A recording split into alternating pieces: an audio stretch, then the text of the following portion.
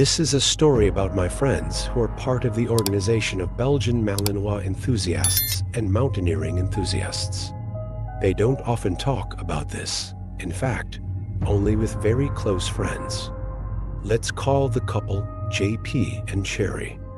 We met in 2010. They are younger than me, but because of our pets and mountaineering, we became close. JP is from Canada, but he stayed with his grandmother for some time before joining his parents in Canada. He stayed in the Philippines when he married Cherry.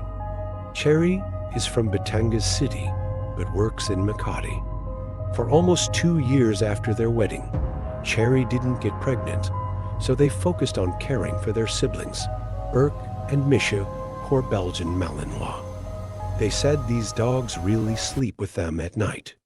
Then Cherry got pregnant in 2008. They were excited, especially since it was twins. But at first, they didn't want to tell anyone, at least not until after the 3rd trimester. In the middle of the 4th month of pregnancy, before they could announce it, JP's grandmother, who raised him, passed away. He was heartbroken. He loved his grandmother so much. JP's parents came from Canada and went straight to the province. JP and Cherry were supposed to follow in a day or 2. They were also tasked to buy supplies for the wake. I won't name the province.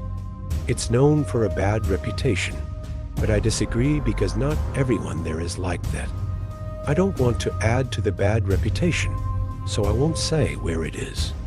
Cherry was really from the province, so she was anxious because she knew the reputation of the place, while JP, let's say, didn't believe in the supernatural. But to not offend or annoy JP, Cherry secretly brought 2 kilograms of salt with their supplies.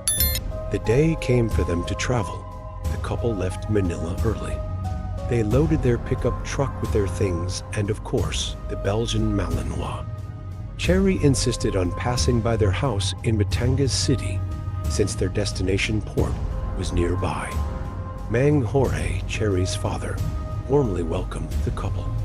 They accepted their gifts, and Mang Jorge even told Cherry that she seemed to be gaining weight, not knowing she was pregnant.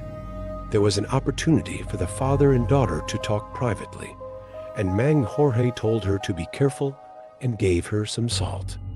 She told him she already had some. After an hour or so, the couple bid farewell.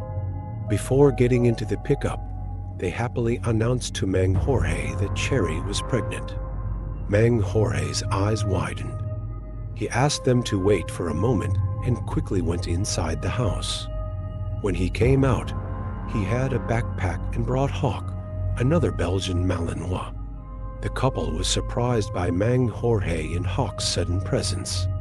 Please note that Mang Jorge was only in his late 40s, sturdy and physically fit, another Belgian Malinois enthusiast. Their trip on the Roro they boarded went smoothly. Even the dogs were having fun. The passengers on the ship were amused because their Belgian Malinois were well behaved and were allowed by the officials to go up to the first level of the ship.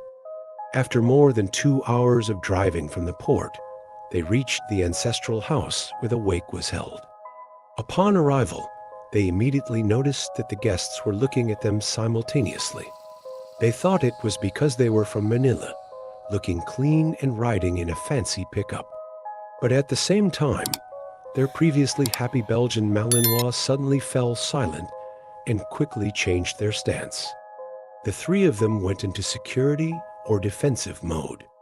If you're familiar with working dogs, you know how they look when they're in a defensive or even aggressive stance.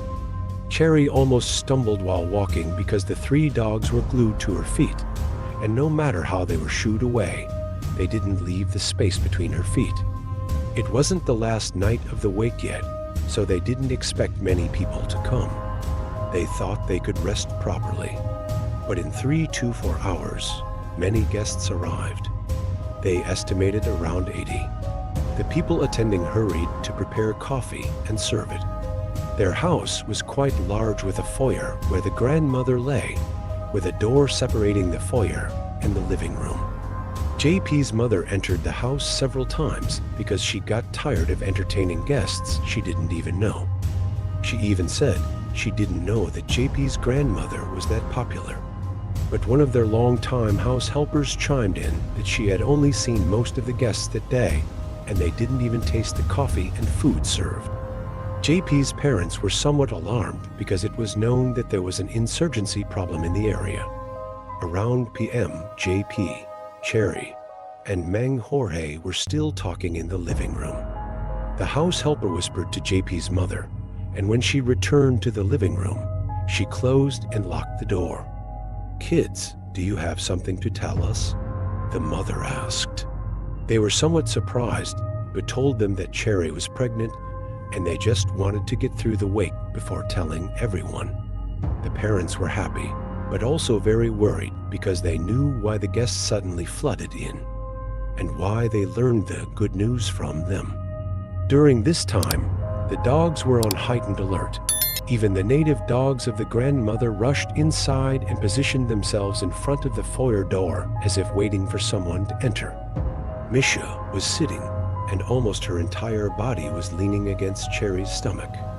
Before all this happened, Cherry had already taken the salt out of the luggage and placed it beside her.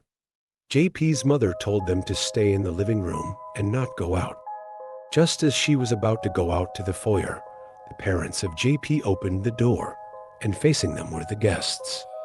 When they opened the door, it seemed like a person was about to greet them.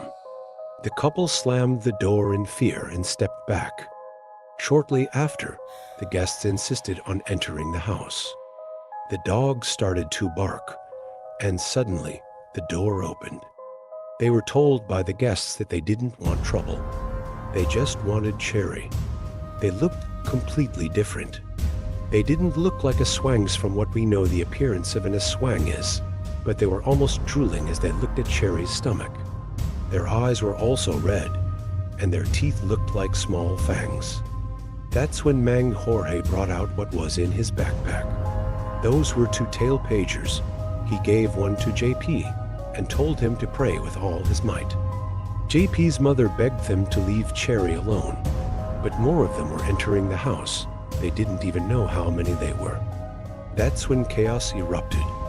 The native dogs positioned themselves behind them and were ready to fight too. As the Aswangs approached them, they retreated until their backs were against the wall and they had nowhere else to go. A somewhat younger Aswang couldn't stop running towards Cherry, but was quickly bitten by Misha. This started the chaos. The mother hugged Cherry while the men fought using the tail pagers. The Belgian Malinois almost sacrificed themselves from the bites and attacks of the people who entered the house. They repeatedly slammed against the wall, but they got up and continued to bite whoever they could reach. They also splashed salt everywhere. It was a very long 10 minutes of their lives. Suddenly, there was a gunshot. Some of the Aswangs who were still there ran away. It turned out that JP and Cherry's childhood friends, some of whom were policemen, had arrived. They came to pay their respects, but when they heard what was happening inside, they hurried and encountered the chaos. After the chaos, their belongings were damaged, the vases were broken, and blood was everywhere. A lot of the blood was from JP, his father, and Mang Jorge. When the adrenaline subsided, the dogs collapsed. It was evident that they had given their all. Burke had a gaping chest wound, Hawk had a large gash on his neck, and Misha, who hardly left Cherry's side, also collapsed and was struggling to breathe. The couple couldn't bear to see the condition of their pets, so even though it was already PM, they loaded them into the pickup and rushed to the town. The whole family had to go because they also needed to go to the ER. The 3 dogs were barely alive when they arrived at the ER. The hospital accepted them even though they were dogs and immediately called a vet. There were many vets in the area because it's an agricultural area. 3 vets arrived and administered sedation. The lives of the dogs were saved. Their jaws were shattered, their ribs were broken, Their teeth and fangs were incomplete, and Bert needed a blood transfusion.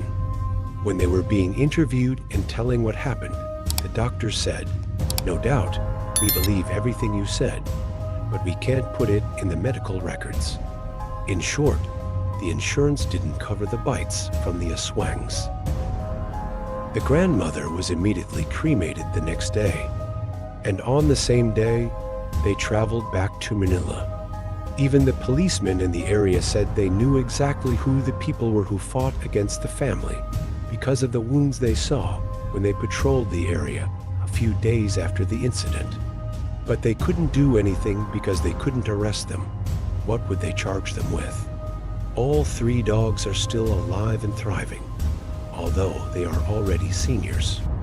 Another set of twins has been added to JP and Sherry's family, making a total of 4 kids now. The couple often says they can't imagine a time when even one of the dogs will be gone. They owe their lives to them.